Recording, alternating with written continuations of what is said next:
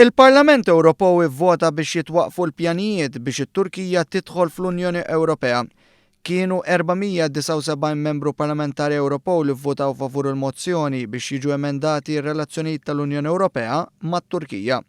Filwaqt li 37 ivvotaw kontra u 107 membru parlamentari astjenew. Din id-deċiżjoni aktar ġiet bħala rispons għal repressjoni ta' Ankara tal-oppożizzjoni politika u l-medja indipendenti li bdiet f'Lulju wara li falla l-kolb ta' stat. Id-deċiżjoni ta' emerġenza tqajjem tħassib fost dawk li jemnu li issa l-President Recep Tayyip Erdogan se jkompli ħraġ fuq kwistjonijiet li jirrigwardjaw id-drittijiet umani.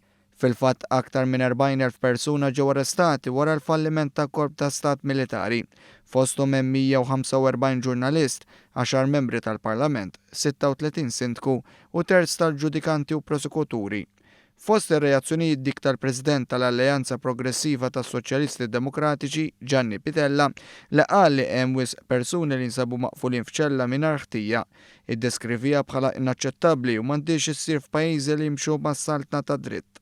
Fil-fatt il-grupp tas Soċjalisti u Demokratiċi fil-Parlament Ewropew qal li minn dejjem kien favur proċess tal-integrazzjoni tat-Turkija mal-Unjoni Ewropea, iżda s-sitwazzjoni issa saret intollerabbli.